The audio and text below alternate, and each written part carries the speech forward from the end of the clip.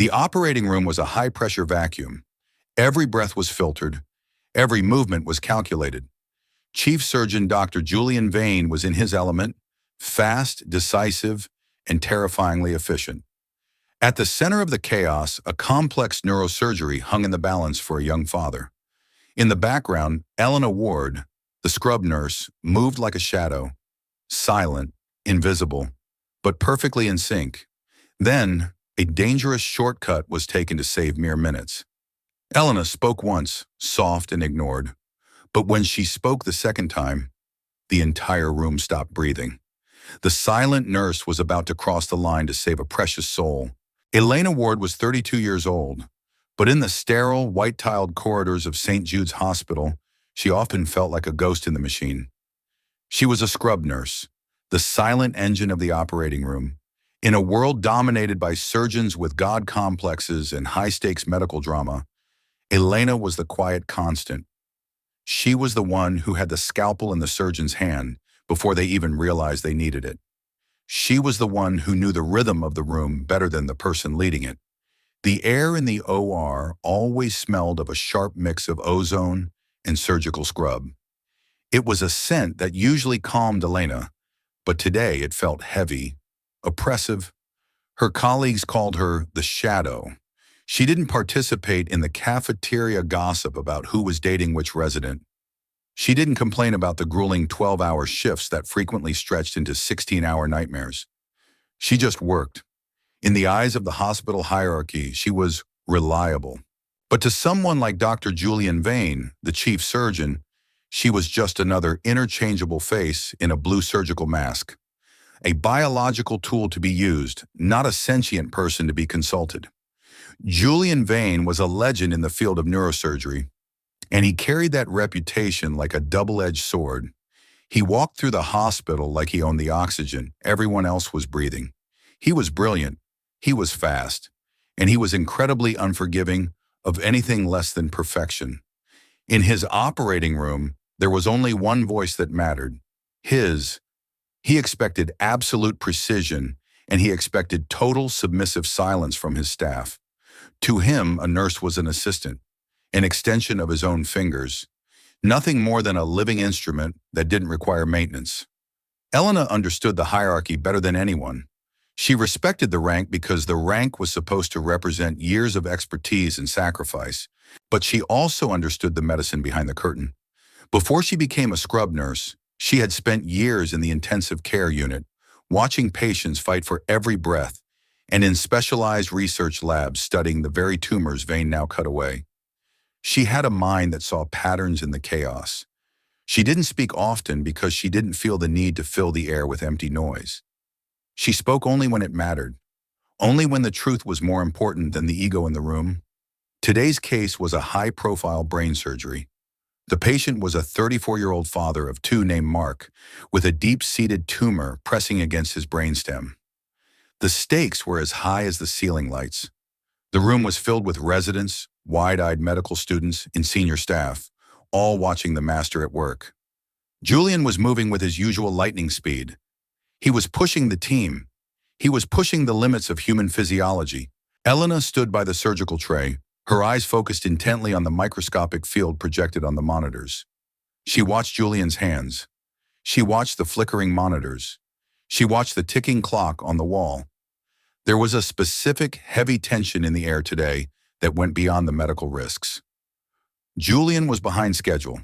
He had a prestigious board meeting in less than an hour, a meeting that would decide his future as the hospital's permanent director.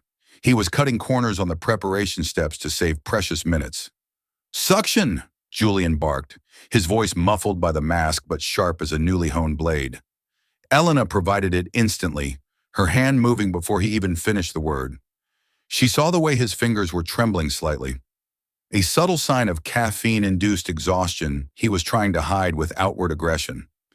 She saw the way he bypassed the secondary flush of the surgical site. It was a small step, a redundant safety step that most surgeons did out of habit to clear microscopic bone debris. But Julian was rushing. He was gambling with Mark's future for the sake of his own corporate schedule. To anyone else in the room, it looked like a perfect, high-speed surgery. a masterclass in efficiency that would be talked about for weeks.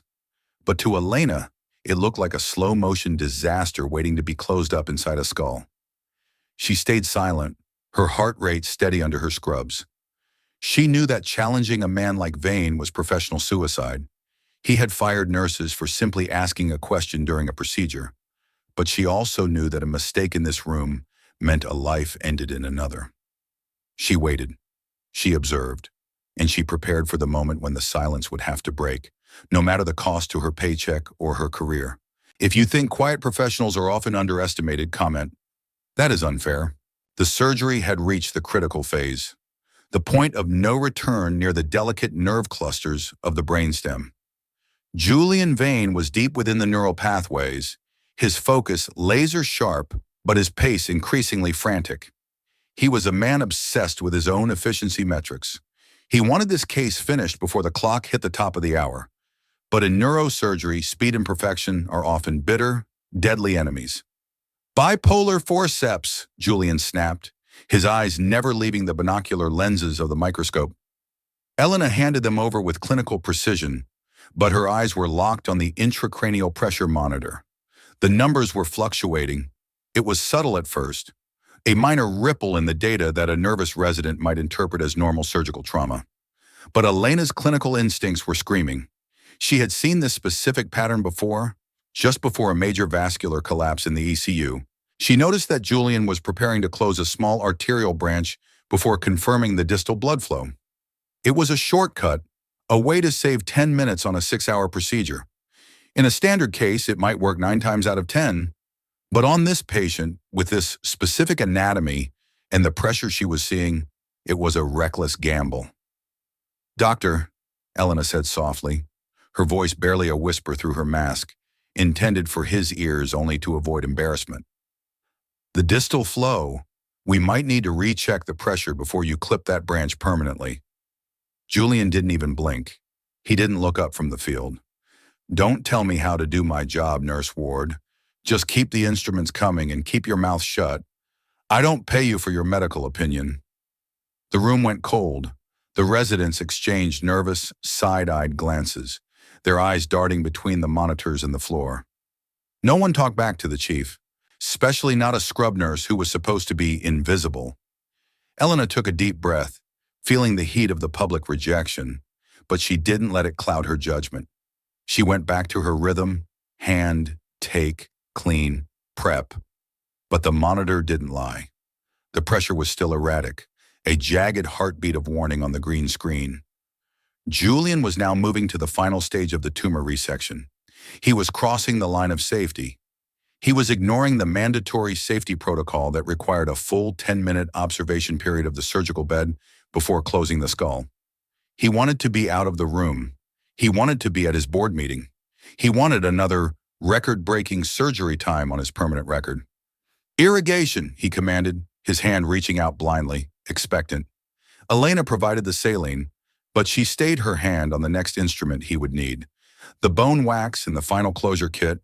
The room was a whirlwind of frantic movement. Julian was shouting at a junior resident about a suture size that was already correct.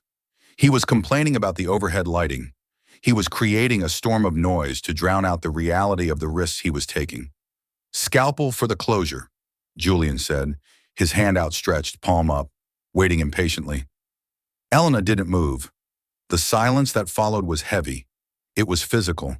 It felt like the air had been sucked out of the room by a sudden vacuum. Julian stopped. He slowly turned his head away from the microscope to look at the nurse standing quietly at his side. The residents held their breath. The anesthesiologist looked up from her charts, sensing the shift in gravity. "The scalpel, Elena," he said, his voice dropping to a low, dangerous hiss that promised retribution. "Give it to me. Now." "Doctor, we haven't reached the 10-minute mark," Elena said, her voice clearer now, vibrating with a strength no one in that room had ever heard from her. "The intracranial pressure hasn't stabilized yet. We are crossing the safety threshold of the hospital protocol." "I have been doing this longer than you've been alive," Julian hissed, his eyes flaring with an ego-driven fury. "I know when a brain is stable better than a damn computer does. Give me the scalpel or get out of my OR and find a new job by tomorrow morning. This was the line. Julian had bypassed the safety of the patient for the sake of his own pride. He had ignored the data. He had ignored the team. And he had ignored the person whose only job was to ensure the integrity of the surgical field. Elena looked at him, her blue eyes steady behind her protective goggles. She knew that if she gave him that scalpel, the patient might wake up with a massive stroke, or not wake up at all. The room was paralyzed. The residents were staring at the floor, terrified of being caught in the crossfire of the chief's wrath. The anesthesia team was watching the monitor with wide, panicked eyes. Everyone knew Julian was rushing, but no one had the courage to say it, except for the woman who spent her whole life being silent, and today her silence was over. If you realize pressure can lead even experts to risky decisions, comment, "I was wrong." Julian's hand was still outstretched, shaking now with raw, unadulterated anger. He was waiting for Elena to break. He was waiting for her to submit to the power of the hierarchy and the crushing weight of his reputation. But Elena wasn't fighting for power. She wasn't fighting for her job. She was fighting for the life of the 34-year-old man on the table who had no voice in this room. "Doctor," Elena said, her voice echoing off the sterile walls, firm and undeniable. "This step requires confirmation. The protocol is clear. 10 minutes of stability after resection. We are currently at minute 4. I cannot, in good conscience, provide the closure instruments until the safety check is complete and the pressure is verified." A collective gasp rippled through the room. It wasn't a whisper anymore. It was a formal public challenge to the King of St. Jude's. The medical students in the gallery leaned forward, sensing history being made. Julian's eyes flared with a cold, murderous fury. "Are you refusing a direct order from the chief surgeon in the middle of a neurosurgery? Do you understand the implications of what you're doing?" "I am upholding the safety standard of this institution," Elena replied. She didn't raise her voice. She didn't sound emotional or panicked. She sounded like a machine of pure, cold logic. "If you proceed with the closure now, you are doing so without a verified distal flow. And as the lead scrub nurse, it will be documented in the surgical log as a direct violation of safety standards." The word "documented" hit the room like a physical blow to the chest. Julian froze. He was a man of ego, yes, but he was also a man of records and legacy. He lived for the numbers, the awards, the clean history that would get him to the director's chair. If he ignored a nurse's formal recorded warning and the patient suffered a complication, his career wouldn't just be damaged. It would be erased. He looked at the monitor. Then he looked at the residents who were now looking at him with a different kind of intensity, not fear, but expectation. Then he looked back at Elena. For a few long, agonizing seconds, it was a standoff. Two people in blue scrubs, separated by a surgical tray, in 15 years of rank. But in this moment, the rank didn't matter. The truth was sitting on the screen in glowing green numbers, and the truth didn't care about Vane's board meeting or his vanity. "Fine," Julian spat, the word dripping with venom. "We wait. Start the timer, Nurse Ward, since you're so fond of counting and wasting my time." The next 6 minutes were the longest, most suffocating minutes in the history of that hospital. No one spoke. The only sound was the rhythmic, mechanical beep of the heart rate monitor and the steady, haunting hum of the high-flow ventilation system. Julian stood there, his arms crossed tightly over his chest, his face a mask of pure frustration, staring at the clock as if he could move the hands with his mind. Elena stood at her tray, her hands ready, her eyes never leaving the surgical field. At minute 6, the pressure on the monitor suddenly dipped. It wasn't a ripple anymore. It was a cliff. A small, hidden bleeder, a microscopic vessel that had been compressed by the weight of the tumor, suddenly gave way. Because they hadn't closed the skull yet, the blood had somewhere to go. It began to pool rapidly in the resection cavity. Julian saw it. The residents saw it. The room went from a standoff to a crisis in a heartbeat. If they had closed the skull at minute 4, that tiny bleeder would have caused a massive intracranial hematoma within an hour. The pressure would have crushed Mark's brain against his own skull. The patient would have been back in the OR by midnight for a desperate, likely futile emergency surgery, or he would have been in the morgue. Julian didn't say a word to Elena. He didn't have to. He grabbed the suction himself. He found the bleeder hidden under a fold of tissue that he had ignored in his reckless rush. He clipped it with a precision that was now fueled by a terrifying, humbled focus. The speed was gone, replaced by a deep, vibrating care. He wasn't rushing for a board meeting anymore. He was working to save a life, and perhaps the remnants of his own soul. Elena provided the clips before he even asked. She provided the irrigation at the exact moment he needed it. She moved with him, step for step, but she didn't say, "I told you so."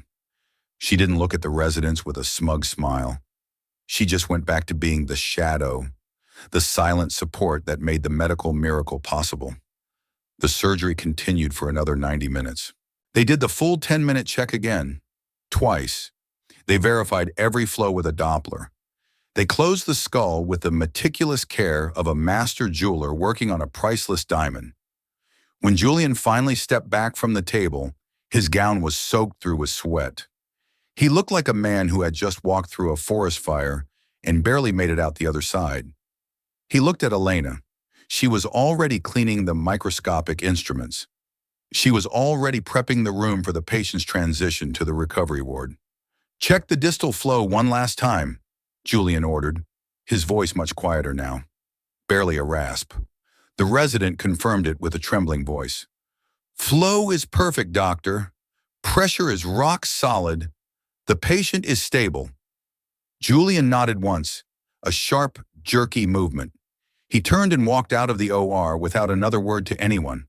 He didn't thank her. He didn't apologize. He just left, skipping his board meeting entirely, his priorities finally rearranged by the shadow of death. The residents looked at Elena with a mixture of fear, confusion, and overwhelming awe. They had seen someone stand up to the god of neurosurgery and win, and they realized that Elena Ward wasn't just a nurse. She was the conscience of the room. She had crossed the line of the hierarchy to protect the life on the table, and in doing so, she had redefined what it meant to be a professional. If you believe doing the right thing matters more than hierarchy, comment, "I am indebted." The surgery was officially recorded as a complete success. The patient was moved to the ICU, and the post-operative scans confirmed that the tumor was 100% resected with zero collateral damage. In the world of high-risk neurosurgery, a clean case like that was the gold standard. A miracle of science and steel that would usually be Julian Vane's crowning achievement of the month. Elena was in the staff locker room, changing out of her blood-stained scrubs. She was exhausted. The adrenaline that had sustained her during the confrontation had finally worn off, leaving her with a hollow, aching fatigue in her bones. She just wanted to go home, sit in the dark, and try to forget the look of absolute fury in Julian's eyes.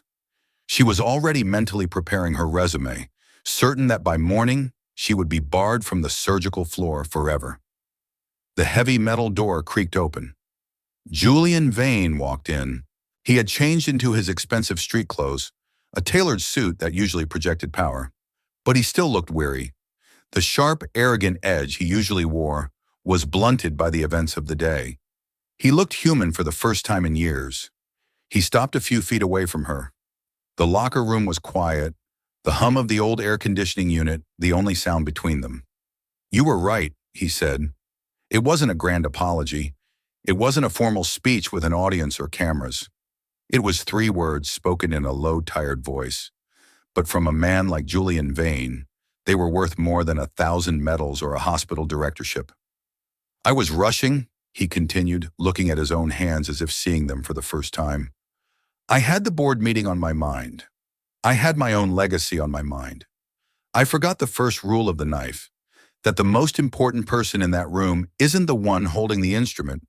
It's the one who can't speak for themselves." Elena looked at him, and she didn't feel the need to be angry anymore. The patient was safe, and that was the only currency that mattered. "We all have days where the pressure gets too high, doctor. That's why we work in teams. I wasn't trying to undermine you. I was just doing my part of the job to ensure the best outcome." Julian gave a small, wry smile that didn't reach his eyes. "No one else in that room would have stopped me, Elena.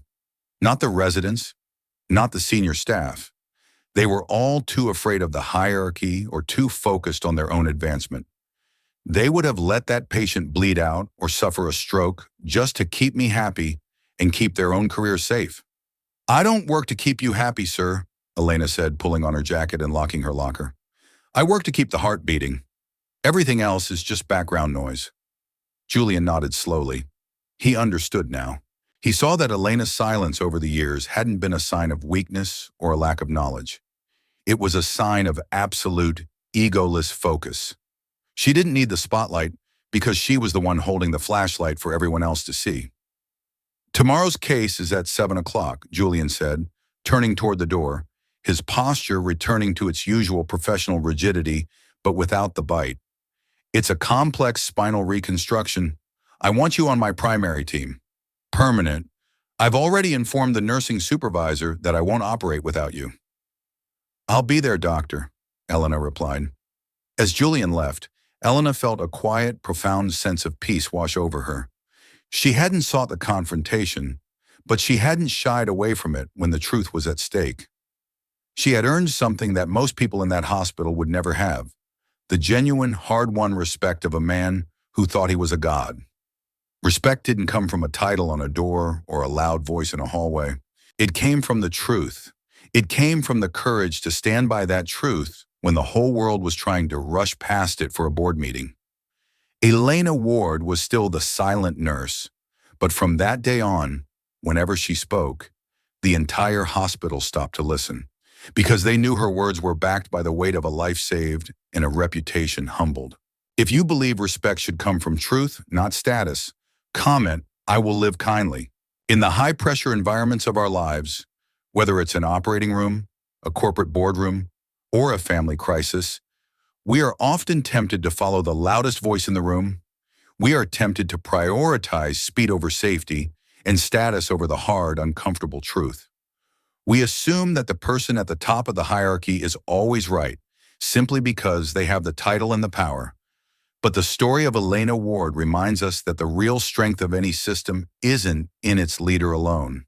It's in its standards, and the people who are brave enough to uphold them, even when the leader falters. Elena didn't fight the surgeon for the sake of an argument. She didn't try to embarrass him or take his place in the spotlight. She simply stood as an invisible anchor for the truth. She knew that in a life and death situation, the only thing that matters is the data, the protocol, and the silent person whose life is resting in your hands. Mark is home now with his children because one person decided that a rule was more important than a chief's ego. Real professionalism isn't about following orders blindly or being a yes man to power. It's about knowing when to speak up, how to speak up, and having the moral integrity to do it even when it's terrifyingly risky. Elena didn't need a fancy title. She had authority, the true authority that comes from competence, preparation, and a clear conscience. A legend like Dr. Julian Vane learned a vital, humbling lesson that day. He learned that his hands were only as good as the team supporting them. He learned that the person he had overlooked for years was the one who saved him from his own greatest mistake. He learned that humility is the hallmark of a true master. We all encounter moments in our lives where we see a line being crossed. We see a shortcut being taken that could hurt someone. We see a mistake being ignored because it's easier to stay quiet and fit in. In those moments, we have a choice: to stay silent to keep the peace, or to speak up to save the soul. Elena Cross chose the latter. She chose the difficult, lonely path of the true professional. And in doing so, she became the most powerful person in the room without ever raising her voice above a firm whisper. True greatness doesn't always roar like a lion. Sometimes it just whispers a steady, calm reminder of what is right. And in that whisper, lives are saved, legacies are protected, and real respect is finally born from the ashes of a shattered ego. Be the anchor in your own world. Be the silence that knows exactly when to break. Because the world doesn't need more loud, arrogant voices. It needs more quiet ones that refuse to lie to themselves or to the truth. Remember Elena, and remember that your voice, no matter how quiet, can change the course of a life if you have the courage to use it. If you believe speaking up for what's right, even quietly, is real strength, leave a comment below. And if this story reminds you that true professionalism means protecting others, no matter the pressure, don't forget to subscribe for more.